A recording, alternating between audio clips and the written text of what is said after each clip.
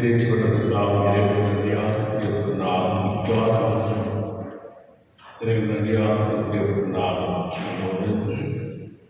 யாருடைய இருக்கின்றார்கள். ரோஸ்மேரி சூசைமேரியுடைய ஆண்களை பார்த்திருக்காக திருப்படியிருக்கின்றார்கள். அவரோடு சேர்ந்து நம்முடைய விண்ணப்பங்களை கொண்டாட்டத்தை எடுத்து பாதுகாத்து வைத்து வந்தார்கள். தந்தை மகன் தூயாவியாரின் பெயராலே ஆமென். ஆண்டவராகிய இயேசு கிறிஸ்துவின் அருளும் கடவுளின் அருளும் தூய ஆவியாரின் நட்புறவும் உங்கள் அனைவரோடும் இருப்பதாக. உம் ஆன்மாவோடும் இருப்பதாக. கிறிஸ்தேசுவில் பிரியமான சகோதரர்களே, அதிகாலை தலைமையுடைய திருவடியிலே ஒன்று கூடி வந்திருக்கின்றோம். இந்த நாளை தந்தைக்காக இறைவனுக்கு நன்றி கூறுவோம். இந்த நாள் முழுவதும் இறைவனின் பிரசனம் நம்மை வழிநடத்தும் வாழ்வாக நம்மை நாம் எப்போது கொண்டாடுவோம். என்னை மகிழ்ச்சி செய்ய உங்களுக்கு நிறைவான ஆசிரியர்கள் பொழுதே சொல்லிய வாக்குறுதியின் வழியாக நாம் இறைவனுக்கு வேண்டிய நன்மைகள் மகிமைப்படுத்தக்கூடிய செயல்களை நம்முடைய வாழ்க்கையில் செய்ய கடமைப்பட்டிருக்கின்றோம். ஒவ்வொரு நாளும் நம்மை பாதுகாக்கின்ற தேவன், பராமரிக்கின்ற தேவன், நாம் அவருக்கு நாம் என்ன செய்ய வேண்டும் என்பதை அவருடைய பரிசுத்த நாமத்தை மேம்படுத்தவும் அவருக்கு சாட்சிகளாய் வாழ்வதை நாம் செய்கின்ற கடமையாக நன்மை.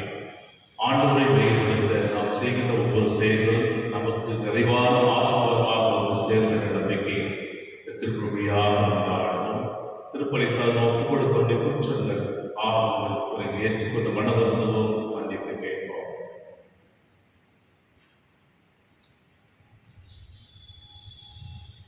எல்லா வல்ல இறைவனிடமும் சகோதர சகோதரர்களே, உங்களிடமும் நான் பாவியை ஏற்றுக்கொள்கின்றேன். ஏனெனில் சிந்தனையாலும் சொல்லாலும் செயலாலும் கடமையில் தவறியதாலும் பாவங்கள் பல செய்தேன். என் பாவமே, என் பாவமே, என் பெரும் பாவமே. ஆகையால் எப்பொழுதும் கன்னியான புனித மரியாவையும் வான தூதர் புனிதர் அனைவரையும் சகோதர சகோதரிகளே உங்களையும் நாம் இறைவனாகிய ஆண்டவரிடம் எனக்காக வேண்டிக் கொள்ள மன்றாடுகின்றேன். எல்லா வல்ல இறைவன் மீது இரக்கம் வைத்து நம் பாவங்களை எல்லாம் மன்னித்து நம்மை நிலை வாழ்வுக்கு அழைத்துச் செல்வாராக. ஆமென்.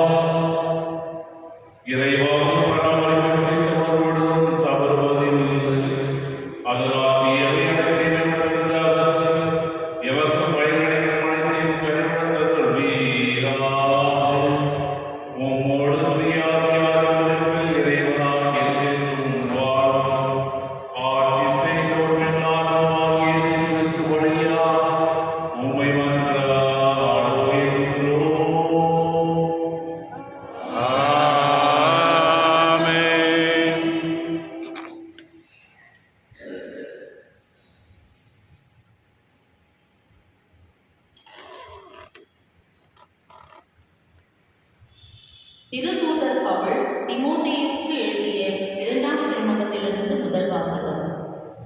அன்புக்குரியவரே, தாவீதின் மரபில் வந்த இயேசு கிறிஸ்து இறந்து உயிர் பெற்று எழுந்தார் என்பதே என் நற்செய்தி. இதனை நினைவில் கொள். இந்நற்செய்திக்காகவே நான் குற்றம் செய்தவனைப் போல சிறையிடப்பட்டு துன்புறுகிறேன். ஆனால் கடவுளின் வார்த்தையை சிறைப்படுத்த முடியாது. தேர்ந்து கொள்ளப்பட்டவர்கள் மீட்பையும் அதனோடு இணைந்த என்றுமுள்ள மாட்சியையும் கிறிஸ்து இயேசு வழியாக அடையுமாறு அனைத்தையும் பொறுத்துக் கொள்கிறேன். பின்வரும் கூற்று தகுந்தது. நாம் அவரோடு இருந்தால் அவரோடு வாழ்வோம், அவரோடு நிலைத்திருந்தால் அவரோடு ஆட்சி செய்வோம். நாம் அவரை மறுதலித்தால் அவர் நம்மை மறுதலிப்பார். நாம் நம்பத்தக்கதவராயினும் அவர் நம்பத்தகுந்தவர், ஏனெனில் நம்மையே மறுதலிக்க அவரால் இயலாது. இவற்றை நீ அவர்களுக்கு நினைவுறுத்து. வெறும் சொற்களை பற்றி சண்டையிடுவது பயனற்றது. அது கேட்போரின் அழிவுக்கு ஏதுவாகும் என கடவுள் முன்னிலையில் சான்று பகர்ந்திடு. நீ கடவுள் முன் ஏற்புடையவனாக நிற்க முழு முயற்சி செய். உண்மையின் வார்த்தையை நேர்மையாய் பகுத்து கூறும் பணியாளராகிய நீ வெட்கமுற வேண்டியதில்லை. ஆண்டவர் வழங்குவார்வாக்கு. இறைவா நன்றி. பதிலுரை பாடல் பல்லவி. உம் பாதைகளை ஆண்டவரே நான் அறிய செய்தருளும். உம் பாதைகளை ஆண்டவரே நான் அறிய செய்தருளும். ஆண்டவரே உம் பாதைகளை நான் அறிய செய்தருளும். உம் வழிகளை எனக்கு கற்பித்தருளும். உமது உண்மை நெறியில் என்னை நடத்தி எனக்கு கற்பித்தருளும். ஏனெனில் நீரே என் மீட்பராம் கடவுள். உம் பாதைகளை ஆண்டவரே நான் அறிய செய்தருளும். ஆண்டவர் நல்லவர், நேர்மையுள்ளவர். ஆகையால் அவர் பாவிகளுக்கு நல்வழியை கற்பிக்கின்றார். எளியோரை நேரிய வழியில் அவர் நடத்துகின்றார். எளியோருக்கு தமது வழியை கற்பிக்கின்றார்.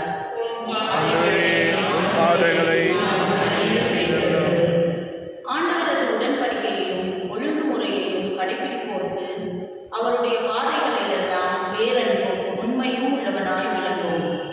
ஆண்டவரின் அன்புறவு அவருக்கு அஞ்சி நடப்போர்க்கே பிடித்தாகும். அவர் அவர்களுக்கு தமது உடன்படிக்கையை வெளிப்படுத்துவார்.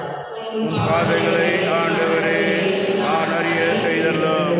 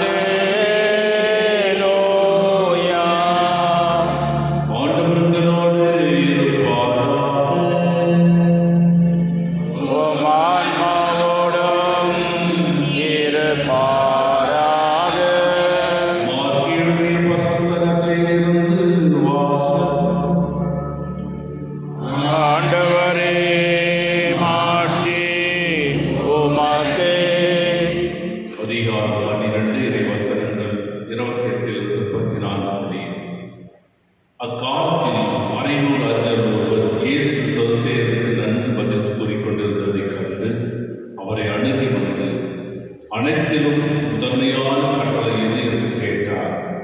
அதற்கு இயேசு, இஸ்ராயேலே கேள், நம் ஆண்டவராகிய கடவுள் ஒருவரே ஆண்டவர். உன் முழு இதயத்தோடும் முழு உள்ளத்தோடும் முழு மனதோடும் முழு ஆற்றலோடும் உன் ஆண்டவராகிய கடவுளிடம் அன்பு கூறுவாயாக என்பது முதன்மையான கட்டளை. உன் மீது நீ அன்பு கூறுவது போல உனக்கு அடுத்திருப்பவர் மீது அன்பு கூறுவாய் என்பது இரண்டாவது கட்டளை. இவற்றை விட மேலான கட்டளை வேறு எதுவும் இல்லை என்றார்.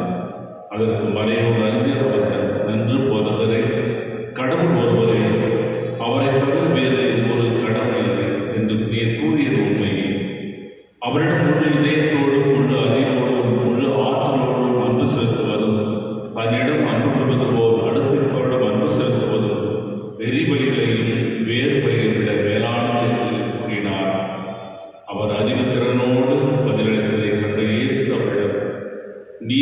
இறையாட்சியிலிருந்து தொலைவில்லை என்றார். அதன் பின் எவரும் அவரிடம் எதையும் கேட்க துணியவில்லை. இது கிறிஸ்து வழங்கும் வாழ்தலும் நற்செய்தி. கிறிஸ்துவே உமக்கு புகழ். கிறிஸ்துவில் பிரியமான சகோதர சகோதரிகளே, ஒவ்வொரு மனிதனும் தன்னுடைய வாழ்க்கையிலே துன்பங்கள் சோதனைகள் வருகின்ற பொழுது ஆண்டவரை எதிர்கேள்வி கேட்டு சோதிப்பது உண்டு. ஆண்டவர் இயேசுவை சோதித்தவர்கள் நேற்றை முன்னைய நாள் பரிசேயர்கள் வரி கொடுப்பது முறையா என்று கேட்டார். நேற்றைய தினம் சதுசேயர்கள் உயிர்த்தெழுதல் உண்டா, இறந்த பின் வாழ்வுண்டா என்று கேட்டார். இன்று மறைநூல் அறிஞர் ஆண்டவரை சோதிக்கும் நோக்குடன் கேள்வி கேட்டார். அனைத்திலும் முதன்மையான கட்டளை மறைநூல் அறிஞருடைய இந்த சோதனையானது அவருக்கு முன்னமே அறிந்திருக்கக்கூடிய ஒரு கட்டளை. ஆண்டவராகிய கடவுள் இஸ்ராயேல் மக்களுக்கு மோசே வழியாக கொடுத்த 10 கட்டளைகள். அதைத் தொடர்ந்து யூத மக்கள் என்ன செய்கிறார்கள்? பரிசேயரும் சதுசேயரும் மறைநூல்களும் அதை தொடர்ந்து அநேக விதிமுறைகளை அதை பூர்த்தி சேர்த்து மொத்தமாக 613 கட்டளைகளை ஏற்படுத்தினார். ஒரு மனிதனுடைய வாழ்க்கைக்கு முறைப்படி முறையாக வாழ்வதற்குரிய 613 கட்டளைகளை ஏற்படுத்தி அந்த சுமைகளாக மக்கள் மீது சுமத்துகிறார். அதிலே 365 கட்டளைகள் அங்கீகரிக்கப்படாத கட்டளைகள், 248 கட்டளைகள் ஆண்டவரால் அங்கீகரிக்கப்பட்ட கட்டளைகள். எனவே தான் ஒரு சாரா என்ன செய்வார்? அதிலே இது பெரிய பெரிய கட்டளை மட்டும் சிறந்தது என்று சொல்வார். சில பேர் மற்றொரு என்ன செய்கிறார்? பெரிய கட்டளை சேர்த்துதான் இது முழுமையானது என்று அவர்களுக்குள்ளே போட்டியது. இதனால்தான் மறைநூல் அறிஞர்கள் என்ன செய்கிறார்? ஆண்டவர் இயேசுவை சோதிக்கும் கேள்வி கேட்கின்றார். ஒருவர் வந்து கேட்கின்றார், முதன்மையான கட்டளை, அனைத்திலும் முதன்மையான கட்டளை எது என்று கேட்கிறார். ஆண்டவர் சொல்கின்றார், இணைச்சட்டம் 6ஆம் அதிகாரம் 5-6 வசனங்களை மேற்கோள் காட்டி சொல்லுகிறார். இஸ்ராயேலுக்கு நம் ஆண்டவராகிய கடவுள் ஒருவரே ஆண்டவர். முழு இதயத்தோடும் முழு உள்ளத்தோடும் முழு மனதோடும் முழு ஆற்றலோடும் கடவுளாகிய உன் ஆண்டவராகிய கடவுள் அன்பு கூறுவாயாக. இது முதன்மையான கட்டளை. ஆனால் லேவியராகமத்திலிருந்து எடுக்கப்பட்ட மற்றொரு கட்டளை, உன் மீது நீ அன்பு கூறுவது போல உன் அடுத்தோர் மீது அன்பு கூறுவாய் என்பது 2வது கட்டளை என்று ஆண்டவர் இயேசு முடிக்கிறார். ஆனால் கடவுள் அனைத்து கட்டளையும் நீக்கி அனைத்து இந்த 360 கட்டளையும் என்ன செய்கிறார்கள்? மறைநூல் அறிஞர்கள் அதை வாய்மொழியாக செயல்படுத்திக் கொண்டிருந்தார்கள். பிறகு அதை எழுத்து மூலமாக எழுதி அந்த புத்தகத்திற்கு மிஷ்னா என்று பெயரிட்டார். அதுதான் அங்கீகரிக்கப்படாத கட்டளைகள். இவ்வாறு ஆண்டவர் இயேசுவிடம் அவரை சோதிக்கும் நோக்குடன் வந்து கட்டளை கேட்கின்ற பொழுது இந்த பதிலை சொன்ன உடனே அவர் என்ன செய்கிறார்? வாழ்வாளர் அதை ஏற்றுக்கொள்கிறார். முழு மனதுடன் ஏற்றுக்கொள்கிறார். ஆம் போதவர், எரிபலிகளை விட இது சிறந்தது. உன் அயலாரை அன்பு செய்வது எரிபலிகளை விட சிறந்தது என்று சொல்லுகின்ற பொழுது நம்முடைய வாழ்க்கையின் பழக்க வழக்கத்துக்கு ஏற்ப நாம் பார்க்கின்ற பொழுது நாம் எத்தனை முறை ஆலயத்துக்கு வந்து பலி செலுத்தினாலும், திருப்பி ஒப்பு கொடுத்தாலும், காணிக்கை கொடுத்தாலும், பத்திகளை ஏற்றினாலும், மாலைகளை போட்டு நம்மை நாம் ஒப்பு கொடுத்தாலும் நம்முடைய சகோதரத்தில் அன்பு செலுத்தவில்லை என்றால் அனைத்தும் வீண் என்று தான் சொன்னார்கள். அதுதான் ஆண்டவர் சொல்லுகிறார். வெளிவேட காலத்தில் நான் பக்தியாக இருக்கின்றேன், வழிபடுகின்றேன், என் பெயர் வர வேண்டும் என்று டொனேஷன் கொடுக்கின்றேன் மற்றும் ஆலயம் கொடுக்கின்றேன், 1000 பேருக்கு உணவு கொடுக்கின்றேன், எல்லாவற்றையும் சொல்லிவிட்டு தெரிவித்து உன் பக்கத்தில் இருக்கின்ற சகோதர சகோதரி வெறுப்போடு விரோதியோடு பார்க்கிறவர்களெல்லாம் நீ கடவுளையும் அன்பு செய்யவில்லை, உன்னுடைய சகோதரனையும் அன்பு செய்யவில்லை. இதுதான் ஆண்டவர். நீ உண்மையாகவே கடவுளை அன்பு செய்கிறாயா? உன்னுடைய அடுத்திருப்பவரை அன்பு செய், விடுமனதோடு ஏற்றுக்கொண்டு. அப்போ பிறரை அன்பு செய்வதற்கு வேண்டிய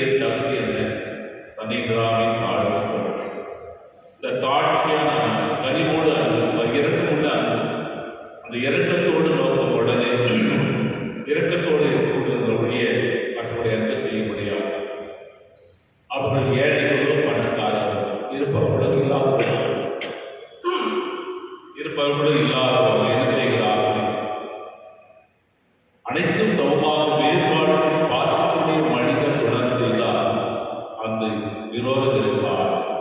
நான் எதிரியோடு பார்க்கிறேன், ஏனென்றால் அவர் எதிரியோடு பார்க்கிறேன்.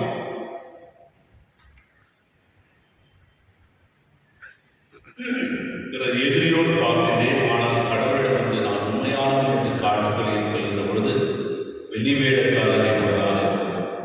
இந்த மறைமுகத்தில் சொல்லுகின்றார், எரிபடுகளை விட இது சிறந்தது. ஏனென்றால் நான் என் சகோதர சகோதரியை அன்பு செய்கிறேன், விரோதமில்லாமல் அன்பு செய்கிறேன்.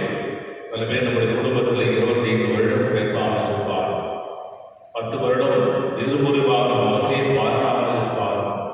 மற்றும் அவருக்கு எதுவும் சில பேருக்கு நாம் கொடுத்தாலுமே அவரை அன்பு செய்ய மாட்டோம். அவர் என்னை கண்டுகொள்ளவில்லையே, நானே அவரை கண்டுகொள்ள வேண்டும் என்ற ஆர்வத்தோடு வாழ்வார்கள். இப்படிப்பட்ட வாழ்க்கையை நான் கோவிலுக்கு அதிகமாக அன்பு செய்கிறேன் என்று சொல்லும் பொழுது நீ கடவுளை அன்பு செய்யவில்லை, மாறாக உன்னுடைய பெயருக்கும் புகழுக்கும் இதைதான் அன்பு செய்கிறார்கள். உன்னுடைய பெயர் வர வேண்டும் என்று தான் அன்பு செய்கிறார்கள்.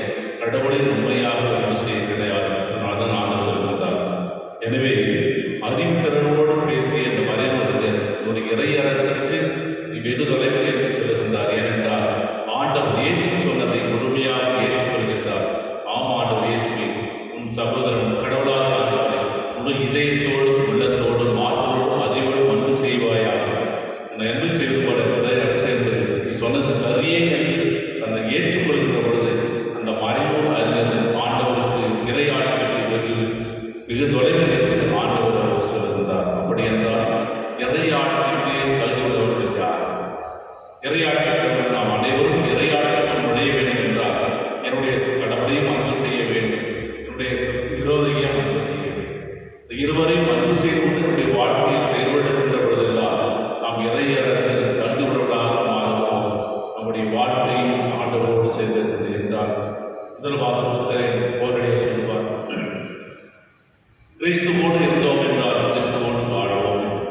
அப்படி என்றால் அந்த மண்ணுலகிலே கிறிஸ்துவோடு இறப்பதற்கு வேண்டிய துன்பங்களை துயரங்களை சகித்துக் கொண்டு ஏற்றுக்கொள்கின்ற பொழுது நாம் கிறிஸ்துவோடு வாழுகிறோம் என்பது அர்த்தமாக. பிரியமானவர்களே, நான் கிறிஸ்துவுக்கு சாட்சியோட வாழ்க்கையில் என்னுடைய சகோதரனையும் சகோதரியும் விரோதம் இல்லாமல் பகை இல்லாமல் அவரை அன்பு செய்து கடவுளையும் அன்பு செய்து வாழ்கின்ற பொழுது நான் கிறிஸ்துவோடு வாழ்ந்து கொண்டிருக்கின்றேன். இறையரசில் நுழைவதற்கு தகுதியாக மாறுகின்ற மரபே என்ற தன்மையிலே ஒவ்வொரு நாளும் இறைவன் நமக்கு கொடுக்கின்ற அவகாசத்தில், ஒவ்வொரு நாளும் இறைவன் கொடுக்கின்ற நமக்கு கொடுக்கின்ற நேரத்தில் இறைவனை கொண்டு வாழ்க்கை வாழ இறைவனை வேண்டி கொண்டாடுவோம். ஆமாம்.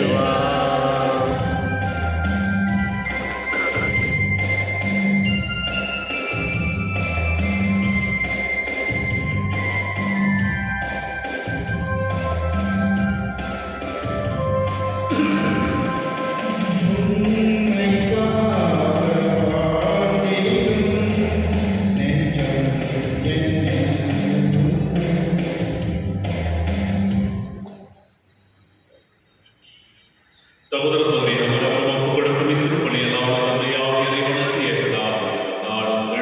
ஆண்டவர் தமது பெயரை புகழ்ச்சிக்காகவும் ஆட்சிக்காகவும் நமது நன்மைக்காகவும் புனித திராவையனத்து நலனுக்காகவும் கையிருந்தபடி ஏற்றுக்கொள்வாராக. ஆண்டவரே, உமது பரிவரத்தில் நம்பிக்கை கொண்டு காணிக்கொள்ள விண்ணகத்துக்குரிய பீடத்திற்கு நாங்கள் கூடி வருகின்றோம். அதனால் எங்களை முதல்வரால் தூய்மைப்படுத்தும். நாங்கள் கொண்டாடும் மறைவுகளால் எங்களை புனிதப்படுத்துவீராக. எங்கள் ஆண்டவராகிய இயேசு கிறிஸ்து வழியாக உம்மை மன்றாடுகின்றோம்.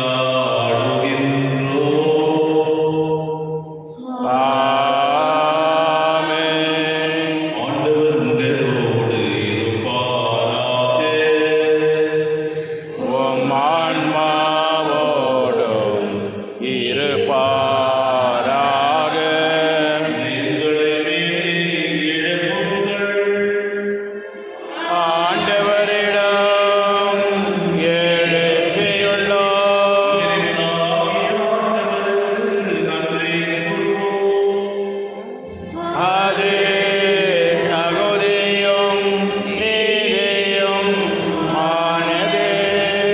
ஆண்டவரே, தூயவரான தந்தை என்றுள்ள எல்லாம் வல்ல இறைவா, என் ஆன்மை விடத்துடன் நமக்கு நன்றி செலுத்துவது மெய்யாகவே தகுதி நீதிமாகும் எங்கள் கடமை மீட்கக்கூடிய செயலுமாகும். முதல் நன்றி விடுதியாக எங்கள் ஆண்டவராகிய கிறிஸ்து வழியாக நீர் மனிதராக எங்களை படைத்தீர். நாங்கள் நீதியின்படி தண்டனைக்குரியவராயும் இது இறக்க முடிவினால் எங்களை மீட்டருளி அவர் வழியாக ஆண்மை மாற்றுவதற்கு வருகின்றனர். தலைமை தாங்குவோர் உம்மை வழிபடுகின்றனர். அதிகாரம் செலுத்துவோர் உத்தரவு நடுங்குகின்றனர். வானங்களும் அவற்றில் ஆற்றலும் சராவிலும் ஒன்றுடைய கழித்துக் கொண்டு ஆடுகின்றனர். அவரோடு எங்கள் குரலை சேர்த்துக் கொள்ளுமாறு நாங்கள் உம்மை தாழ்நிலை இறங்கி புகழ்ந்து சொல்வதாவது: துயவர் துயவர் துயவர் வான்படைகளின் கடவுளாம் ஆண்டவர். விண்ணகமும் மண்ணகமும் உமது மாட்சியால் நிறைந்துள்ளன. உன்னதங்களிலே ஓசானா. ஆண்டவர் பெயரால் வருகின்றவர் ஆசீர் பெற்றவர். உன்னதங்களிலே ஓசானா. ஆண்டவரே, நீர் மெய்யாகவே தூயவர், எங்கள் அனைத்திற்கும் ஊற்று. ஆகவே உம்முடைய ஆவியை பொழிந்து காணிக்கைகளை தூய்மைப்படுத்த உம்மை வேண்டுகின்றோம். இவ்வாறு எங்கள் ஆண்டவர் இயேசு கிறிஸ்துவின் உடலும் இரத்தமுமாக எங்களுக்கு இவை மாறுபடுவாக. அவர் பாடுபட குறித்து தம்மை கையளித்த போது அப்பத்தை எடுத்து நன்றி செலுத்தி அதை பெற்று தம் சீர்களுக்கு அழைத்து கூறியதாவது: அனைவரும் இதிலிருந்து பெற்று உண்ணுங்கள், ஏனெனில் இது உங்களுக்காக கையளிக்கப்படும் என் உடல்.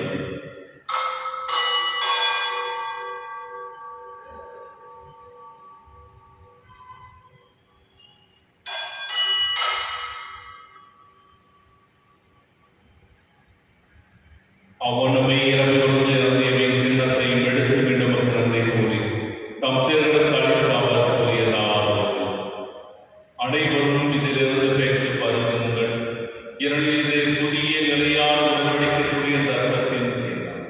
இது பாவ மன்னிப்புக்கென்று உங்களுக்காகவும் பலருக்காகவும் சிந்தப்படும். இதை என் நினைவாக செய்யுங்கள்.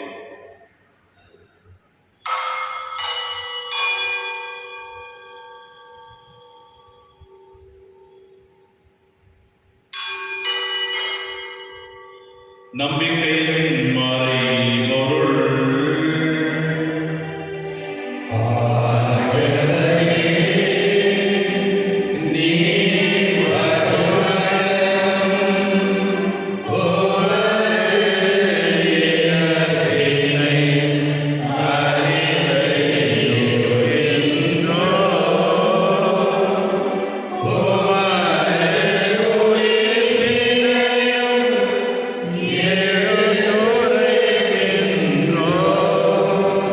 ஆகவே ஆண்டவரே, நாங்கள் கிறிஸ்துவின் இறப்பினை உயிரிழந்த போது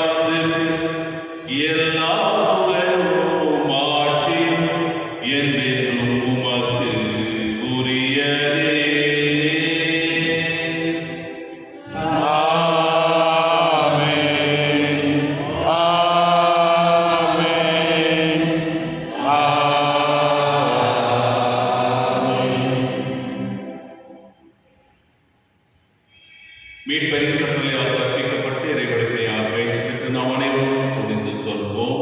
எங்கள் தந்தையே, உமது பெயர் தூயதென போற்றுகிறக, உமது ஆட்சி வருக, உமது திருவுளம் விண்ணுலகில் நிறைவேறுவது போல மண்ணுலகிலும் நிறைவேறுக. எங்கள் அன்றாட உணவை இன்று எங்களுக்கு தாரும். எங்களுக்கு எதிராக குற்றம் செய்வோரை நாங்கள் மன்னிப்பது போல எங்கள் குற்றங்களை மன்னியும். எங்களை சோதனைக்கு உட்படுத்தாதையும், தீமையிலிருந்து எங்களை விடுவித்தள்ளும். ஆண்டவரே, தீமை அனைத்திலிருந்து எங்களை விடுவித்து எங்கள் வாழ்நாளின் அமைதியை கருவுடன் கொண்டாடுகின்றோம். ஒரு இரக்கத்தின் உதவியால் எங்கள் பாவத்திலிருந்து எப்போது விடுதலை பெற்று யாரொரு கலக்கமும் என்று இல்லாமல் இருப்போமா. நாங்கள் எதிர்நோக்கி இருக்கும் என்பதற்காக என் மீட்பராக இயேசு கிறிஸ்துவின் வருகைக்காகவும் காத்திருக்கின்றோம். ஏனெனில் ஆட்சியும் வல்லமையும் ஆட்சியும் என்றென்றும் அது. ஆண்டவரே, இயேசு கிறிஸ்துவை அமைதியை உங்களுக்கு விட்டுச் செல்கின்றேன், என் அமைதியை உங்களுக்கு அளிக்க திருத்துவதற்கு முழுந்தேன். எங்கள் பாவங்களை பாராமல் உமது திரு அவையின் நம்பிக்கையை கண்டோம். உமது திருவுளத்திற்கு ஏற்பதற்கு அமைதியை ஒற்றுமை வளர்த்திருவீராக. என்றென்று வாழ்ந்து ஆட்சி செய்கிறவர் நீரே. ஆமென். ஆண்டவருடைய அமைதி அனைவரோடும் இருப்பதாக, ஆன்மாவோடும் இருப்பதாக. ஒருவருக்கு ஒருவர் இறைவன் தரும் அமைதியை பகிர்ந்து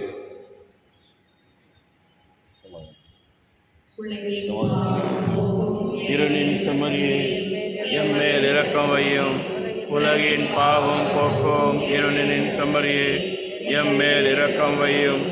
உலகின் பாவம் போக்கும் இருளின் செம்மறியே, எமக்கு அமைதி அருளும்.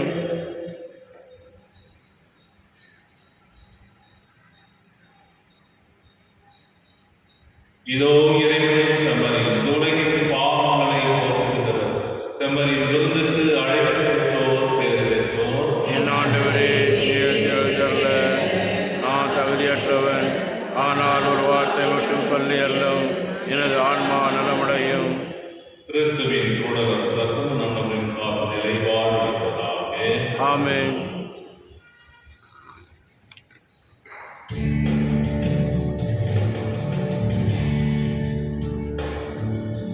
Oh,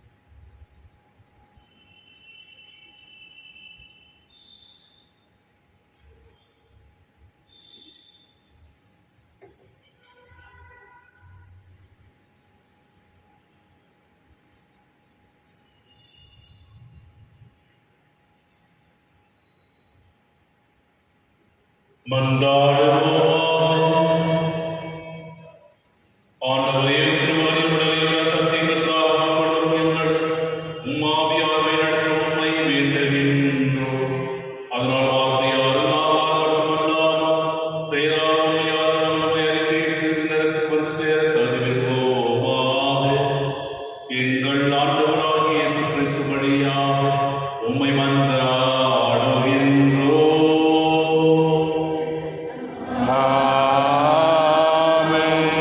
ஆண்டவர்களோடு இருப்பாராக. உம் ஆன்மாவோடும் இருப்பாராக. எல்லாம் வல்ல இறைவன் தந்தை, மகன், தூய ஆவியார் ஆசீர்வதிப்பாராக. ஆமென். வாழுங்கள், திருப்பலி நிறைவேறிற்று. இறையே